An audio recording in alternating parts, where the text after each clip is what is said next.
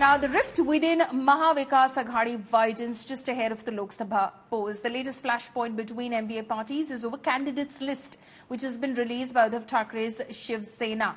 Now, Sharad Pawar is unhappy over this move and he wanted Sena UBT to declare candidates together. Meanwhile, Congress's Sanjay Nirupam slammed Uddhav Thackeray for fielding Amol Kirtikar and accused in the alleged Khichdi scam from Mumbai's northwest constituency.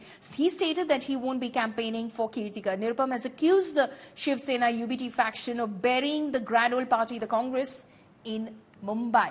Now, the tussle between MVA is not just over one seat. Congress was also unhappy after Sena UBT declared their candidate from Sangli, Mumbai South Central and Mumbai Northeast constituencies, while Sharad Pawar's NCP and Congress are at loggerheads over Bhiwandi Lok Sabha constituency.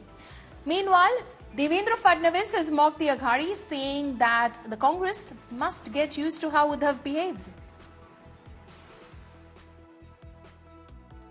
असं आहे की सन्माननीय उद्धव ठाकरेजींचा अनुभव आम्ही खूप वर्ष घेतलेला आहे, त्यामुळे आम्हाला याची सवय आहे. आता काँग्रेसला त्यांच्यासोबत राहायचं असेल तर त्यांनाही त्याची सवय करून घ्यावी लागेल, ते असंच वाटतं. ये अलायंस का धर्म है. हो सकता है संवाद के समय पे किसी तरीके का वो हो, आरोप प्रत्यारोप लगे, पर संवाद के माध्यम से सब रिजॉल्व हो जाएगा. रही बात सांगली की, जब रामटेक और कोल्हापुर जो हमारी ट्रेडिशनल सीट्स हैं उसको हमने हंसी खुशी हमने दे दिया क्योंकि वो अलायंस का धर्म निभा रहे थे.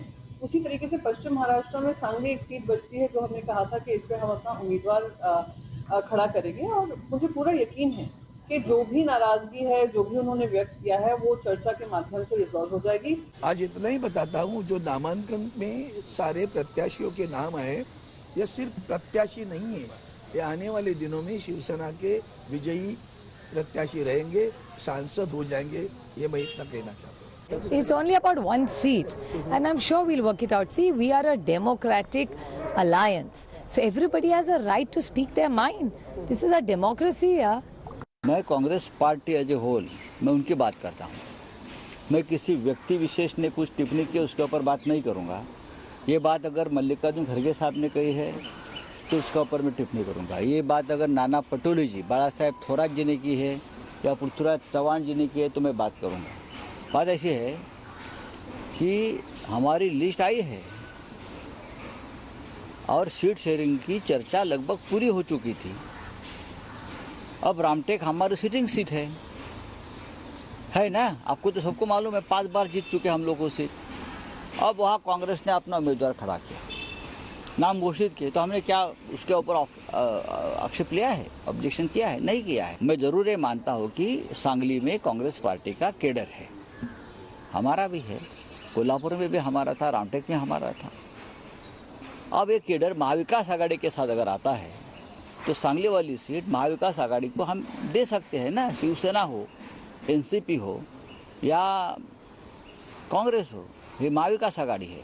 शिवसेना की लिस्ट में आपने आज के लिए देखो तो सिग्नेचर किसके हैं? उद्धव जी के सिग्नेचर है. उद्धव जी ने अगर सभा में बोला होगा तो उससे ज़्यादा और कोई अधिकृत होने की कोई बात नहीं है, तो कोई बोलचाल वगैरह की बात नहीं है. देखिए, सांगली की सीट पे कांग्रेस कार्यकर्ता बहुत आग्रही है, ये वास्तव है, क्योंकि 2 चुनाव से वहाँ हम हार रहे हैं और भाजपा का प्रत्याशी वहाँ जीत रहा है. उनके खिलाफ एंटी इनकम्बेंसी है, लेकिन फिर भी महायुति, अब देखिए 3-3 पार्टियां दोनों तरफ है, तो चुनाव तो ताकत से लड़ना पड़ेगा, सबसे अच्छा प्रत्याशी देना पड़ेगा और सब मिलकर उसका अगर प्रचार करेंगे तब जीत जाएंगे.